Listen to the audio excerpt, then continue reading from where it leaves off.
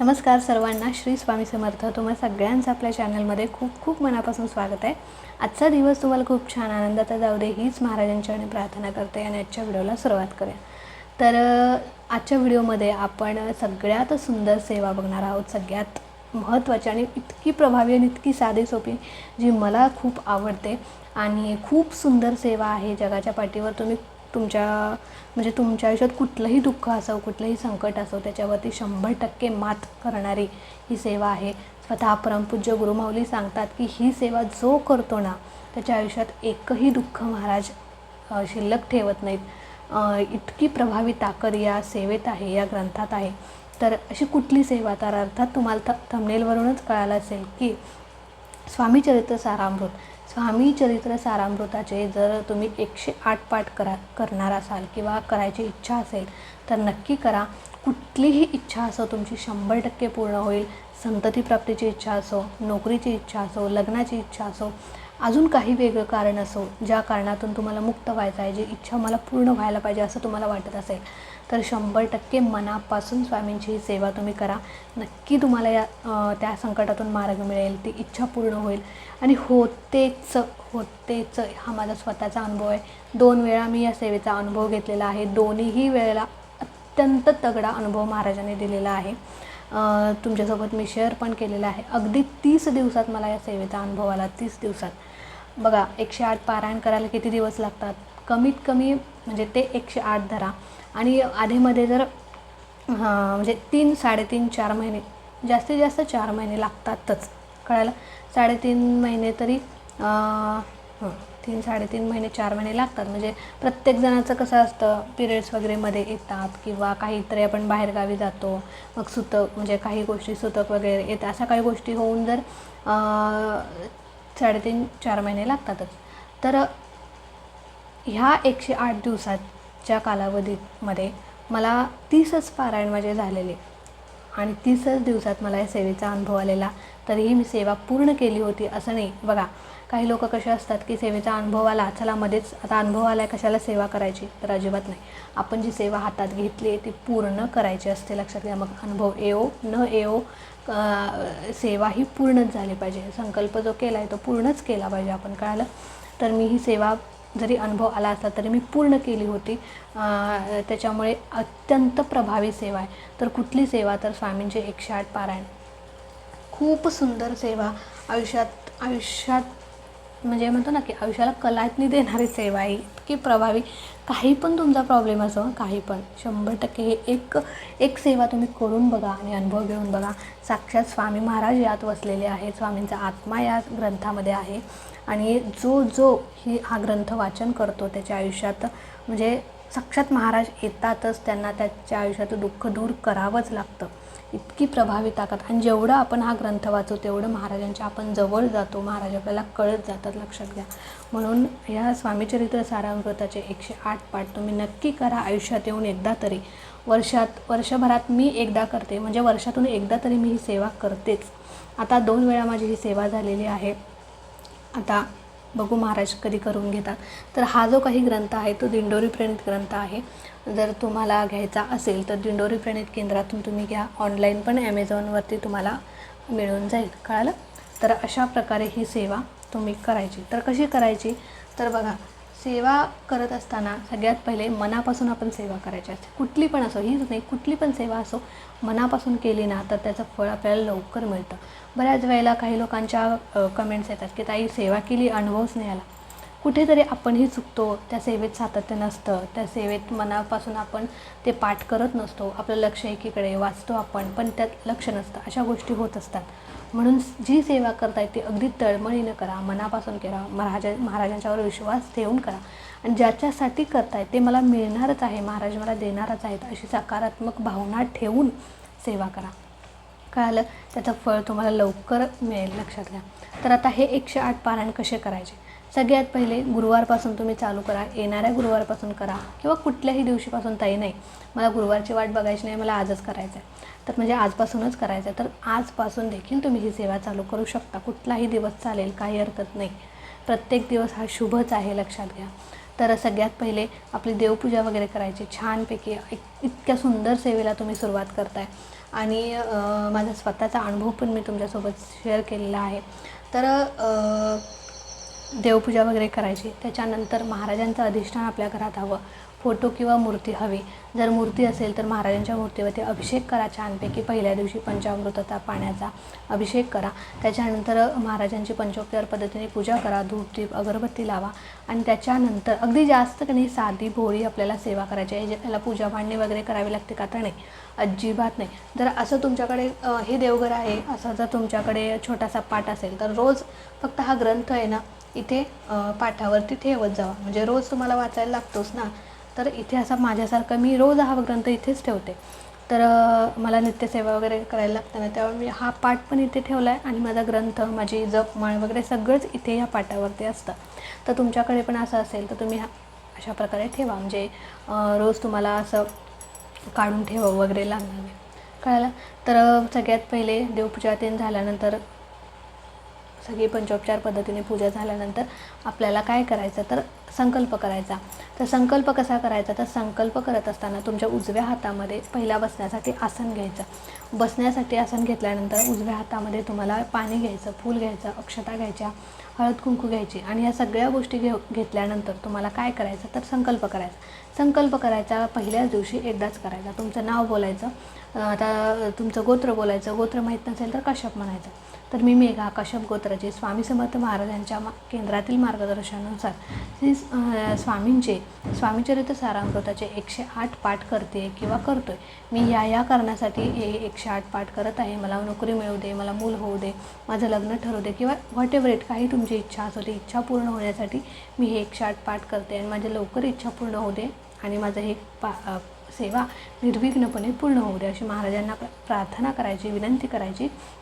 आणि ही सेवा तुम्ही माझ्याकडून करून घ्या असं बोलायचं.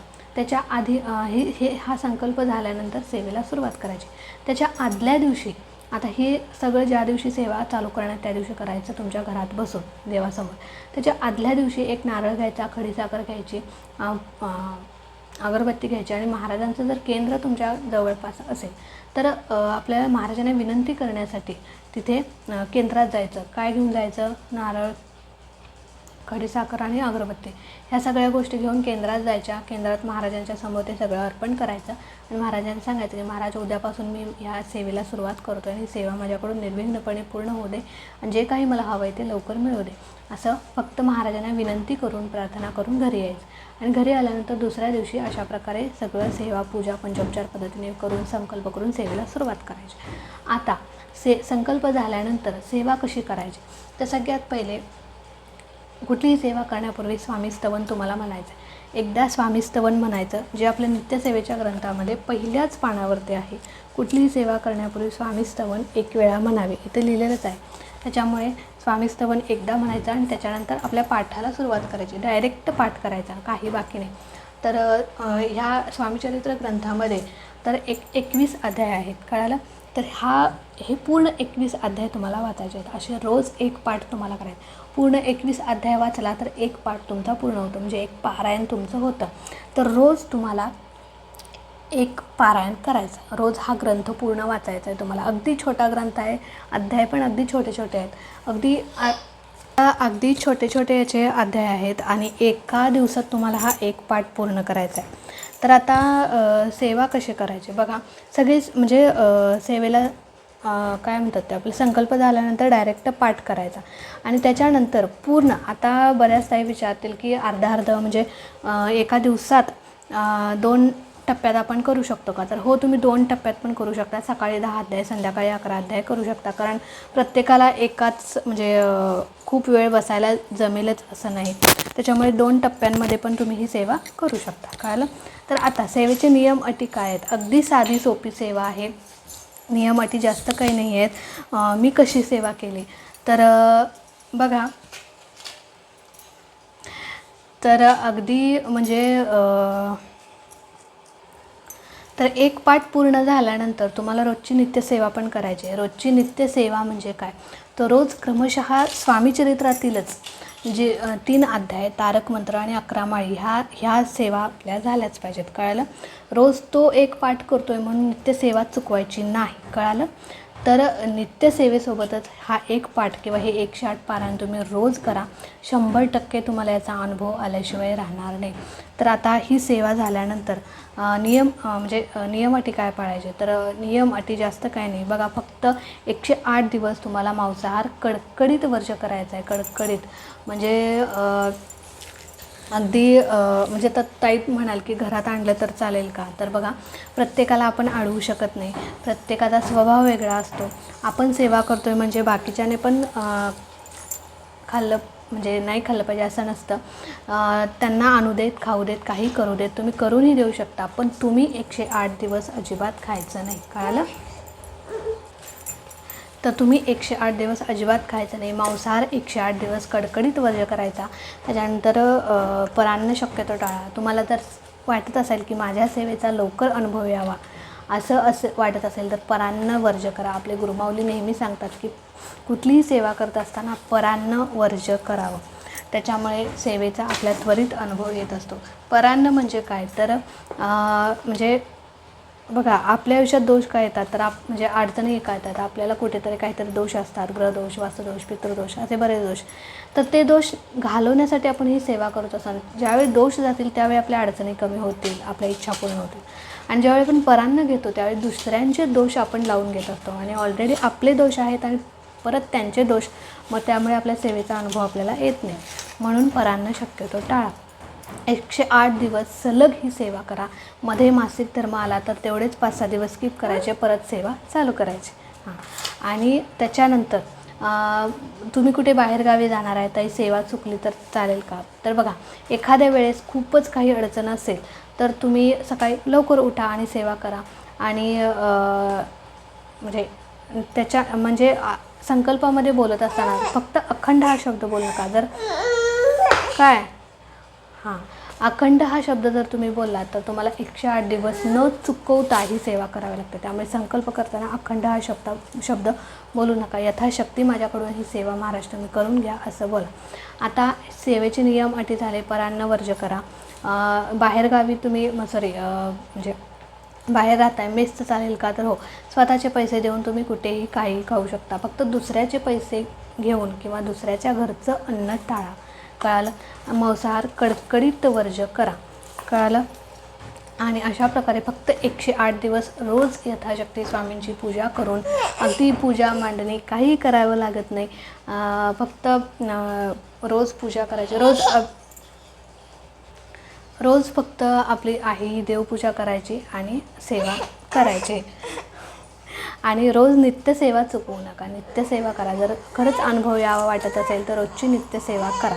आणि अशा प्रकारे काय बाळ बाप्पा इथं बाप्पा आहेत नंतर बाप्पा आहेत का, बाप्पांना फूल घाल, फूल घाल बाप्पांना, फूल घालते. हां बाप्पांना फूल घाल राजा. हां अरे वा वा, कुठे आहेत बाप्पा, फूल घाला बाप्पांना.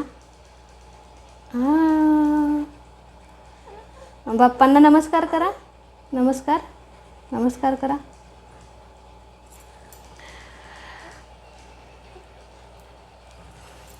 तर या व्हिडिओमध्ये थोडं रात्रीमुळे डिस्टर्ब झालं, पण असो. अशा साधी सोपी सेवा आहे पण खूप प्रभावी सेवा आहे. तुम्ही नक्की करा. माझ्याकडून महाराजांनी ही 2 वेळा करून घेतलेली आहे.